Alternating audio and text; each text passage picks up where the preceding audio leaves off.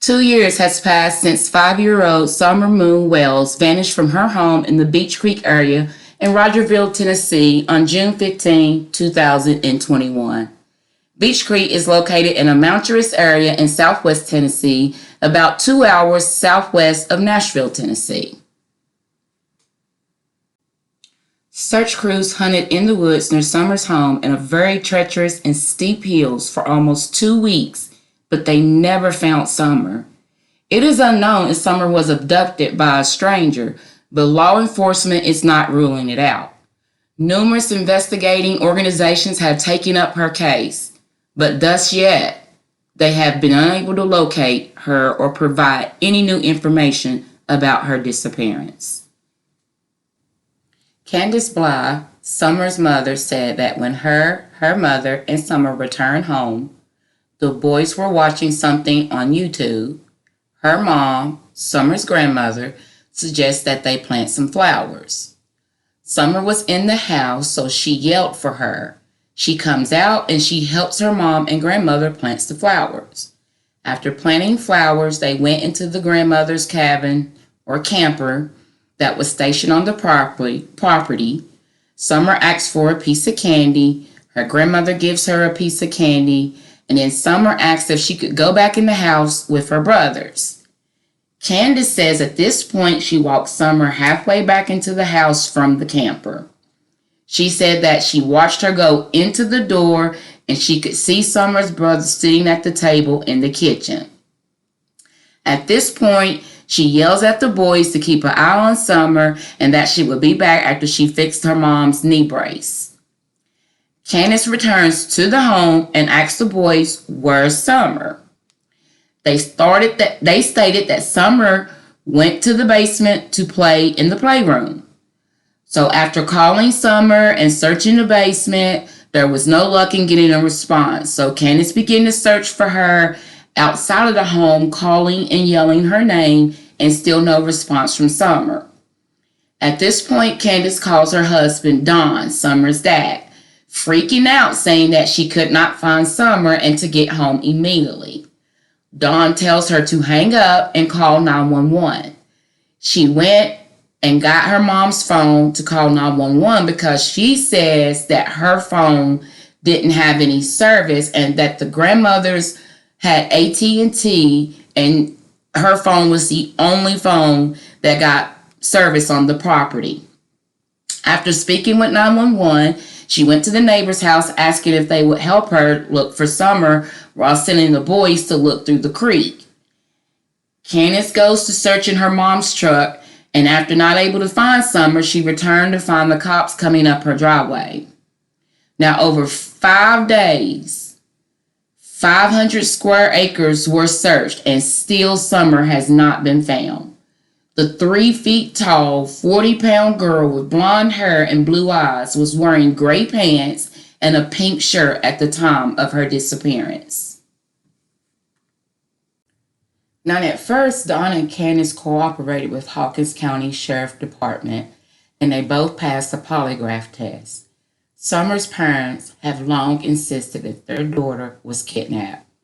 They believe she was forcibly abducted and thrown into a car. However, there was not one piece of evidence that showed Summer was kidnapped.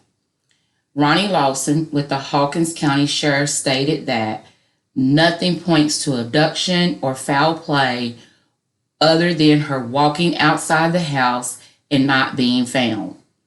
A year after Summer's disappearance, the parents quit cooperating with law enforcement as they hired their own attorneys.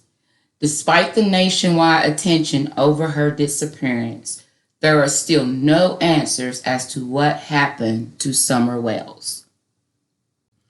Okay, now let's look at the property that Summer Wells dwelled on at the time of her disappearance. This first photograph right here is going to show you the driveway. As we go along, you're going to see that the driveway is extremely rocky.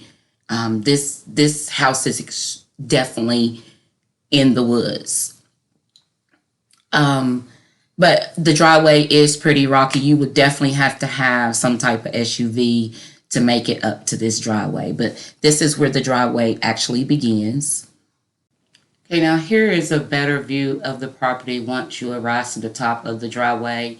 The property goes in a complete circle. As you can see, it is surrounded by many wooded area. Also right there on the property, as you can see, grandma's camper, and beside her camper, you can see her truck. And this is just another view of the home from the top. As this is just basically a greater view where you can see that the driveway comes around in the complete circle. Now, here is a better picture of the top of the drive. Once you reach the top of the driveway, of the home that Summer dwelled in with her family. It also gives you a better idea of how close Grandma's camper was that was located on the property. And so, as you can see, there wasn't a very long distance at all for Candace to be able to go from her front door to Grandma's camper. Also, as you can see to your right, where the little gray and green shelter area is, that is the location of the basement door, which we're going to check or look at that a little bit closer here in a few minutes.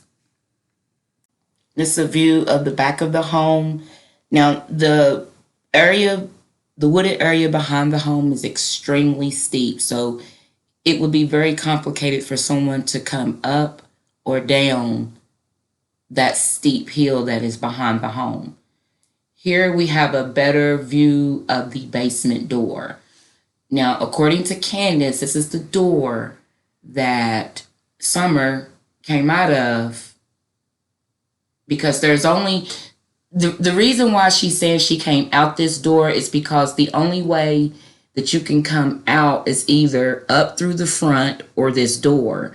And they were at the front. The boys were still sitting in the front at the table. She was outside at her mom's camper, so she had to go out this back door. So this is where the door that they are saying that Summer came out of. Also, if you notice, the driveway, of course, again, goes all the way around. But if you notice right here, there's a dog on the property. Now, another video that I watched that showed a great view of the home inside and out. And I'm going to try to tag that video, or where that you can see that video at the end of this video. But as you notice, once again, there is a dog on this property. But again, another video that I seen, there was about 13 dogs on the property. 13 dogs on the property. So I guess the reason why I'm pointing that out is Candace's parents is thinking, Summer's parents is thinking that she was abducted. Now, the boys are sitting in the living room. She's at the camper with her mom. If Summer came out this back door and someone took her, or someone come up on the property, these dogs would have let it been known. There is no way that someone would have got up on this property and took this baby without these dogs making some kind of notification. Now, in my opinion, with all the research that I've done on this case for the last couple of weeks, I don't agree with Summer's parents in saying that she was kidnapped. There's just too many things that says otherwise. The biggest thing is the dogs. I just can't see that many dogs being on the property and not barking or making some sort of noise, letting them know that someone is on that property that shouldn't be on that property. Honestly, I think that her parents know what happened to Summer. And I think they just not saying. I mean, if going into the case, there was a lot of problems with the family anyway. Like, I mean, their molestation, drug abuse, alcohol abuse.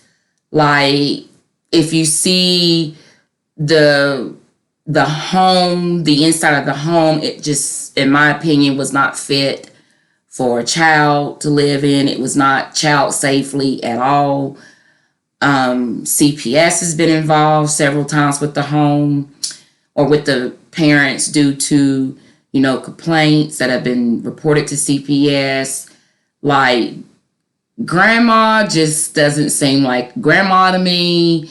Like, she also had, drug problems as well. Like, Summer was not in a great environment at all. And I just feel like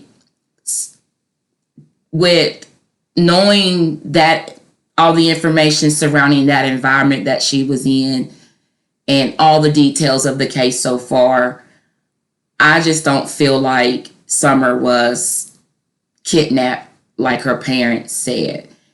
Again, I feel like her parents do know what is going on or what happened with Summer, and they're just not saying. I don't know if her parents are even together at this moment. It's just kind of weird investigating. It just seems like to me that they're separated. I do know for sure that grandma has went off the map. Nobody has heard from grandma or whatever.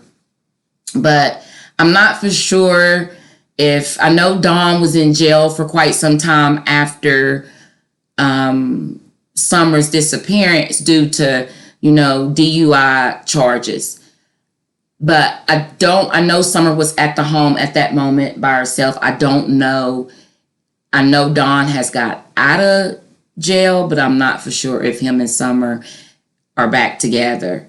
There is a Facebook page created by Dawn and CANDUSWELLS called findsummer.com if you would like to view that web page. But they are working together, from what I understand, on that web page in the hopes of finding Summer. Now, Summer had an aunt that has also been missing. Now, Rosemary Bly, the aunt of SUMMERWELLS and sister of Candace Bly, was reported missing by her husband in 2009 with the Polk County Sheriff's Office in St. Croix, Wisconsin. According to the Polk County Sheriff's Office, Bly was last seen at 7:30 p.m. on August 21st, 2009. On that evening, Rose reportedly told her husband, Christopher Larson, she was going to a nearby crushing about 5 miles away to meet a cousin at a bar. She was driving a white 2001 Pontiac Grand Am with a Wisconsin license plate numbered 535 MAB. Rose never arrived and was never heard of again. Her cousin said that she had not made plans to meet up with her and she never saw her that night. So 5 days after her disappearance, Bly's car was found in a parking lot near a post office in Grantsburg, Wisconsin. The car was not damaged and there was no evidence of foul play. Rosemary Bly was born September 16, 1987. She was 21 years old and a mother of two, ages 9 months and 19 months at the time of her disappearance. Rose and her husband married in February 2009. The relationship was rocky and sometimes physically violent. She didn't have any credit or debit cards and she left with very little money. Her husband filed for divorce 3 weeks after her disappearance. The marriage was in trouble and police had been called to the home on at least one occasion where Rose accused her husband of putting her in a headlock and banging her head on the ground, and her husband told police she had slapped him. Rose's husband filed for divorce again in June of 2009, but withdrew after he and Rose had reconciled. Then he was granted sole custody of the children in 2010 after passing a polygraph and not being considered as a suspect in Rose's disappearance. In order for Christopher to retain the children in the event that Rose would come back into the picture, he had to legally obtain custody in the divorce from Rose. Rose was an amazing mother to her little girls and absolutely loved kids. No one believes she would just have abandoned them. It has been a mystery for 12 years of what happened to Rose. She is 5 feet tall, weighs 110 pounds, and has light brown hair and brown eyes. She has a tattoo of cherries on her right ankle. Her ears and belly button are pierced. Rose was last seen wearing jeans, a green V-neck sweater over a white tank top, and flip-flop sandals. Anyone with information should call the Polk County Sheriff's Office at 715-485-8300. Authorities have stated that they don't believe the cases of SUMMERWELLS and Rose are connected. They did happen in separate states, and there is nothing to lead anyone to believe that they have anything to do with each other. There is so much more surrounding the SUMMERWELLS case as well as the Rose Marie Bly case, Summer's aunt. Check out the interview room on YouTube. You will get all the information that you need to know about these cases. There are personal interviews with Candace, Summer's mother. At that point, you'll be able to view the entire property inside and out. There's also interviews with the grandmother. There's interviews with the neighbors. There's interviews with the father, Don. There's interviews with ex-employees. There is so many people that Chris covered in the interview room that will give you all you need to know about this case. Okay, guys, that is it for me. Talk to you next time.